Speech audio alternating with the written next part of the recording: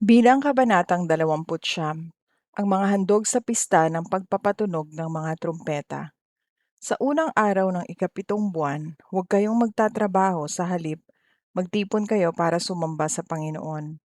Sa araw na iyon ay patunugin ninyo ang mga trumpeta. Pagkatapos mag-alay kayo ng mga handog na sinusunog na ang mabahong samyo nito ay makalulugod sa Panginoon. Isang batang toro, isang lalaking tupa, at 7 batang tupa na 1 taong gulang.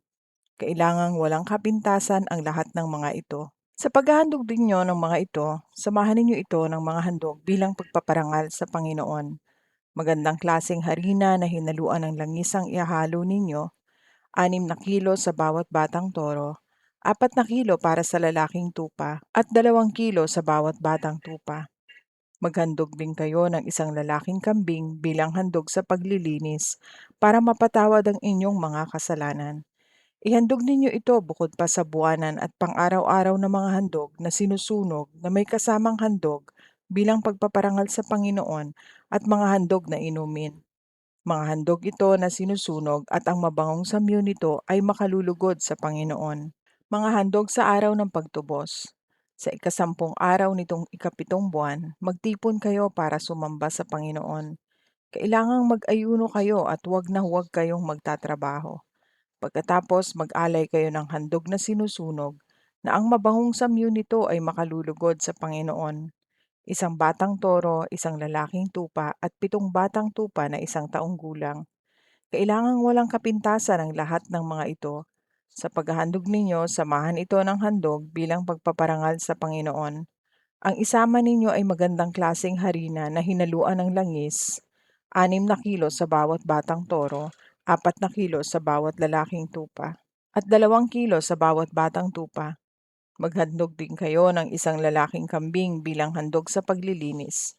Bukod sa isa pang handog sa paglilinis para sa kapatawaran ng inyong kasalanan at sa pang-araw-araw na handog na sinusunog na may kasamang handog bilang pagpaparangal sa Panginoon at sa handog na inumin. Ang mga handog sa pista ng pagtatayo ng mga kubol. Sa ika-15 araw ng buwan ding iyon, huwag kayong magtatrabaho, sa halip magtipon kayo para sumamba sa Panginoon. Magdiwang kayo ng pista para sa Panginoon sa loob ng 7 araw. Mag-alay kayo ng mga handog na sinusunog na ang mabangong samyo nito ay makalulugod sa Panginoon.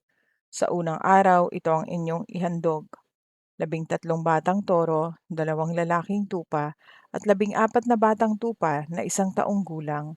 Kailangang walang kapintasan ang lahat ng mga ito. Sa paghahandog ninyo nito, samahan ninyo ito ng handog bilang pagpaparangal sa Panginoon.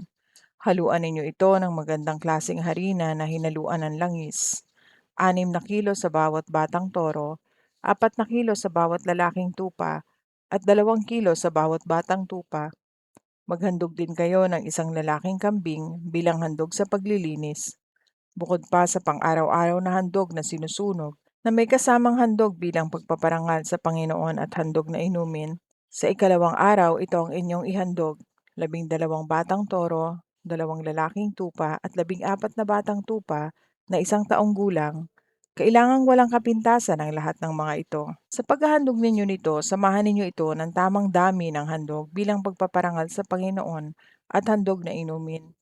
Maghandog din kayo ng isang lalaking kambing bilang handog sa paglilinis, bukod pa sa pang-araw-araw na handog na sinusunog na may kasamang handog bilang pagpaparangal sa Panginoon at handog na inumin.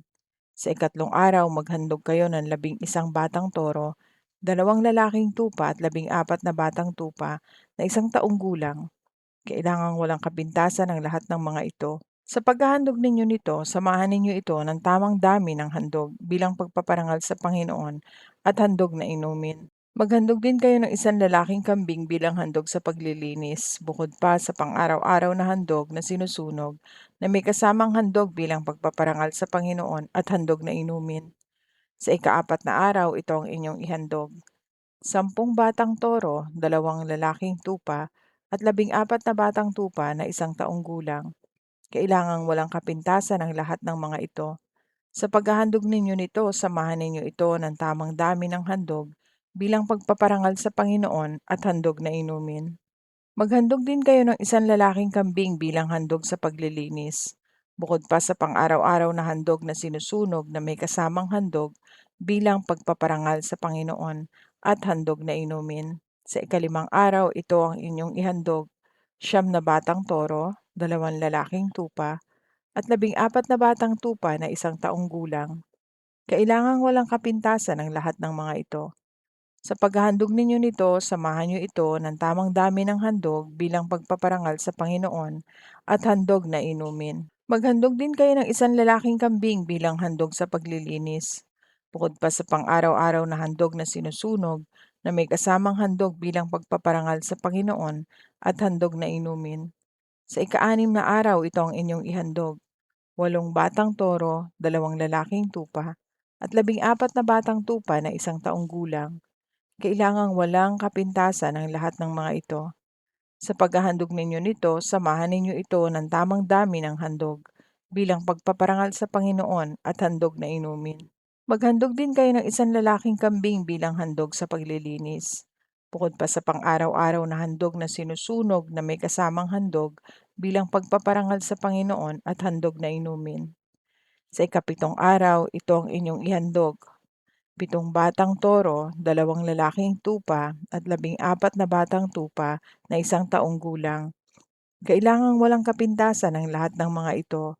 Sa paghahandog ninyo nito, samahan ninyo ito ng tamang dami ng handog bilang pagpaparangal sa Panginoon at handog na inumin. Maghandog din kayo ng 1 lalaking kambing bilang handog sa paglilinis. Bukod pa sa pang-araw-araw na handog na sinusunog na may kasamang handog bilang pagpaparangal sa Panginoon at handog na inumin. Sa ika-8 araw, huwag kayong magtatrabaho, sa halip magtipon kayo para sa pagsamba sa Panginoon. Mag-alay kayo ng handog na sinusunog na ang mabahong samyo nito ay makalulugod sa Panginoon: 1 batang toro, 1 lalaking tupa, at 7 batang tupa na 1 taong gulang. Kailangan na walang kapintasan ang lahat ng mga ito. Sa paghahandog ninyo nito, samahan ninyo ito ng tamang dami ng handog bilang pagpaparangal sa Panginoon at handog na inumin. Maghandog din kayo ng 1 lalaking kambing bilang handog sa paglilinis. Bukod pa sa pang-araw-araw na handog na sinusunog na may kasamang handog bilang pagpaparangal sa Panginoon at handog na inumin. Bukod pa sa mga handog para sa pagtupad ng inyong panata at mga handog na kusang loob, maghandog din kayo sa Panginoon sa nakatakdang mga pista ng mga handog na ito: mga handog na sinusunog, mga handog bilang pagpaparangal sa Panginoon, mga handog na inumin, at mga handog para sa mabuting relasyon. Sinabing lahat ito ni Moises sa mga Israelita ayon sa iniutos sa kanya ng Panginoon. Bilang Kabanatang 30, ang kautusan tungkol sa panata.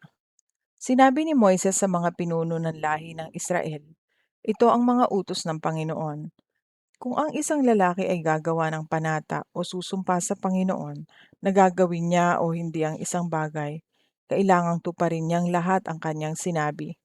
Kung ang isang dalaga na naninirahan pa sa bahay ng kanyang ama ay gumawa ng panata o nanumpa sa Panginoon na gagawin niya o hindi ang isang bagay, at nalaman ito ng kanyang ama pero hindi naman ito tumutol, kailangang tuparin niya ito.